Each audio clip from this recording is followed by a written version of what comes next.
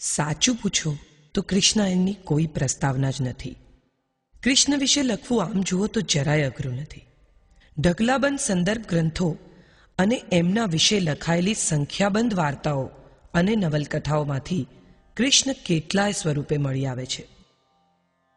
મહાભારતમાં કૃષ્ણ એક પોલિટિશિયન, રાજકારણી તરીકે પ્રગટ થાય છે, તો ભાગવતમાં કૃષ્ણનું સ્વરૂપ દૈવી છે. ગીતામાં એ ગુરુ છે, જ્ઞાનના ભંડાર છે, સ્વયં ચેતના બનીને પ્રગટ થાય છે.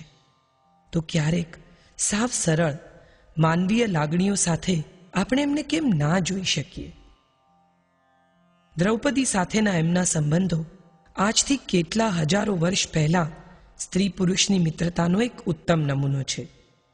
રૂકમણી સાથેનું દાંપત્ય વિદ્વત્તા અને સમજદારી પર રચાયેલું સ્નેહ અને એકબીજા પરત્વેના સન્માનથી તરબોળ છે. રાધા સાથેનો પ્રણય એટલો તો સાચો છે કે ફક્ત લગ્નને જ માન્યતા આપનારા, આજ સુધી એ જ માનનારા સમાજે રાધા કૃષ્ણની પૂજા કરી છે. કોઈ પણ માણસ જે આટલું અદ્ભુત જીવ્યો હોય, આટલી બધી ઘટનાઓ અને જીવનના સડસડાટ વહેતા પ્રવાહ સાથે રહીને જીવ્યો હોય, એ માણસ જ્યારે દેહ ત્યાગે ત્યારે એની લાગણી કેવી હોય? શું એ પાછો વળીને પોતાના ભૂતકાળને એકવાર જોતો હશે? જીવાઈ ગયેલા જીવન સાથે કોઈ ફેરબદલ કરવા માંગતો હશે? એને આ જ જીવન ફરી જીવવાનું કહેવામાં આવે તો એ આ જ રીતે જીવે કે જુદી રીતે? દુનિયા જેને પુરુષોત્તમ કહેતી હોય, એના જીવનમાં સ્ત્રીની શું ખોટ હોઈ શકે? ભાગવત અને પુરાણોએ કૃષ્ણની 16,108 રાણીઓ ગણાવી છે. ખરેખર હતી કે નહોતી એની ચર્ચામાં ન પડીએ તો પણ એમના જીવનની 3 મહત્વની સ્ત્રીઓ તો હતી જ: પ્રેમિકા, પત્ની અને મિત્ર, રાધા, રૂકમણી અને દ્રૌપદી. એમની સાથેના કૃષ્ણના સંબંધો ખૂબ રસપ્રદ અને ઊંડા રહ્યા છે. આ ત્રણેય સ્ત્રીઓ એમના વિશે શું માને છે અથવા માનતી હતી એ જાણવામાં મને હંમેશા રસ રહ્યો છે. આ નવલકથા કદાચ એ કુતૂહલથી પ્રેરાયેલા રસનું જ પરિણામ હોઈ શકે.